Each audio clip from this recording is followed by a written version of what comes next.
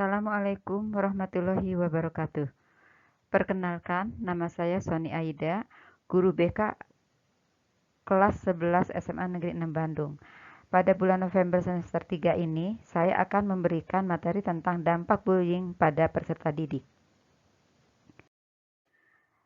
Sebagai pengantar, berdasarkan penelitian di luar negeri, 40-80% anak usia sekolah mengalami bullying.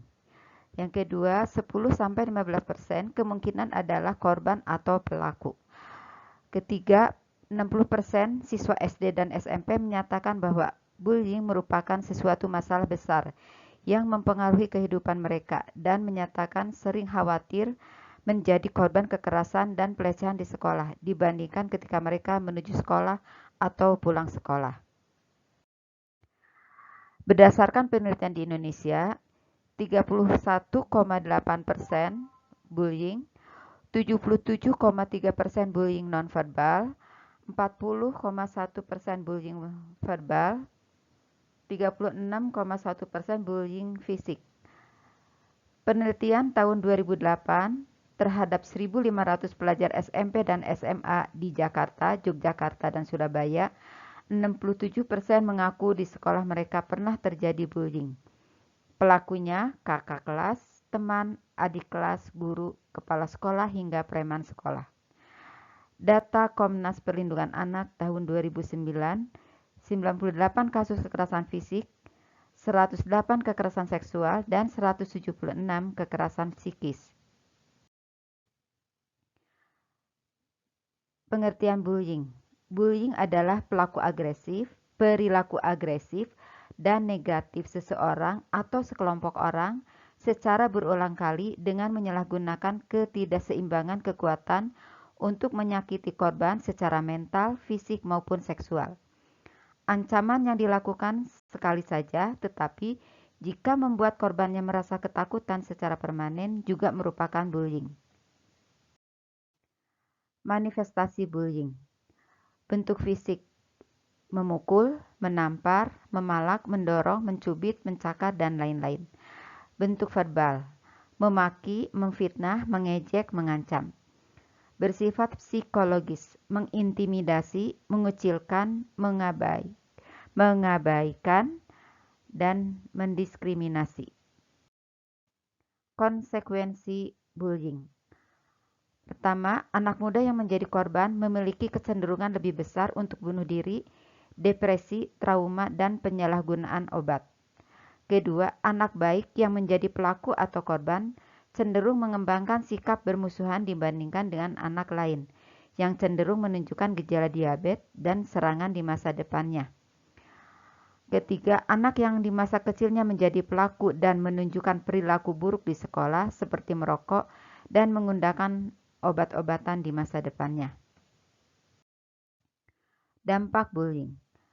1. Bagi pelaku, tidak bisa konsentrasi belajar karena pikirannya lebih banyak untuk mengincar dan merencanakan tindakan berikutnya.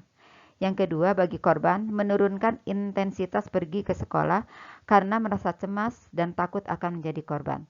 Ketiga, bagi saksi, takut akan menjadi korban berikutnya dan merasa bersalah karena tidak dapat melakukan apa-apa. Dampak korban. 1. Merasa menderita. Kedua, mogok atau malas datang ke sekolah. Ketiga, kehilangan kepercayaan dan konsep diri. Ketiga, menyalahkan diri sendiri atas kejadian bullying yang sudah terjadi. Kelima, kehilangan konsentrasi belajar. Keenam, menunjukkan gejala stres. Ketujuh, membahayakan kehidupan mereka sampai mengarah pada kematian. Mengapa bullying bisa terjadi? 1. Adanya kesempatan untuk terjadinya bullying. Yang kedua, adanya anak yang merasa dominan atau memiliki harga diri atau konsep diri yang rendah di sekolah dan memiliki karakter agresif, bisa disebabkan karena pengalaman atau pola asuh keluarga yang kurang sesuai. Yang ketiga, minimnya pengawasan dan rendahnya kepedulian sekolah terhadap perilaku siswa-siswinya. Keempat, lingkungan sekolah yang mendukung tumbuh suburnya premanisme di sekolah.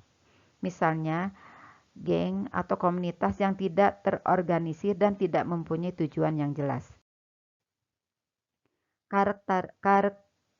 Karakteristik pelaku bullying. 1. Agresif terhadap orang lain termasuk guru dan orang tua. Yang kedua, secara fisik lebih kuat, secara sosial dominan, dan berusaha untuk menguasai orang lain. Yang ketiga, memiliki pandangan positif terhadap agresivitas. Yang keempat, memiliki masalah dalam mentaati peraturan. Yang kelima, hanya peduli dengan keinginannya sendiri. Kelima, sulit melihat sesuatu dari sudut pandang orang lain.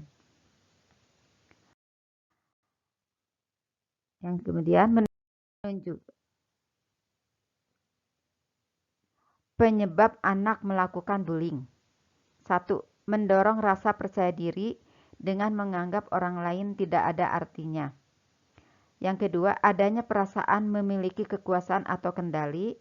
Yang ketiga, ekspresi dari kekecewaan karena menjadi korban pelecehan, seperti kemarahan, sakit hati, dan balas dendam. Yang keempat, kebutuhan akan kasih sayang, spiritual, dan perkembangan yang tidak terpenuhi. Kelima, tidak memiliki figur teladan dan mudah dipengaruhi orang lain. Keenam, pernah menjadi korban bullying. Ketujuh, frustrasi. Kedelapan, conduct disorder. Karakteristik anak korban bullying.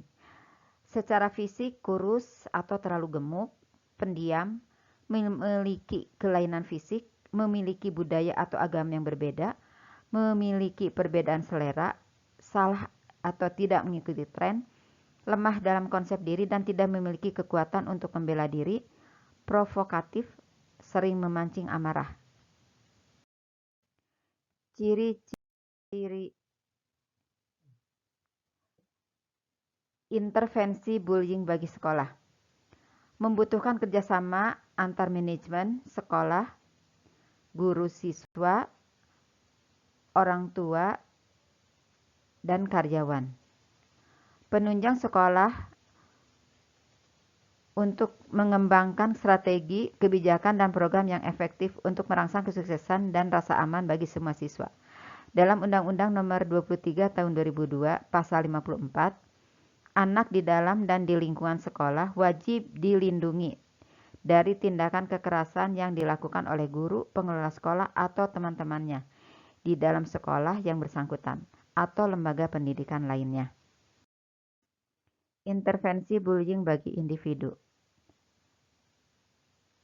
Menjadikan anak lebih asertif. Jadikanlah anak didik pribadi yang memiliki rasa percaya diri dan konsep diri yang positif. Merangsang kemampuan sosialisasi anak didik. Katakan pada pelaku untuk segera menghentikan perilakunya. Memberikan pendampingan pada anak korban bullying untuk mengurangi dampak psikologis yang ditimbulkan. Demikianlah materi yang saya sampaikan. Semoga bermanfaat. Terima kasih.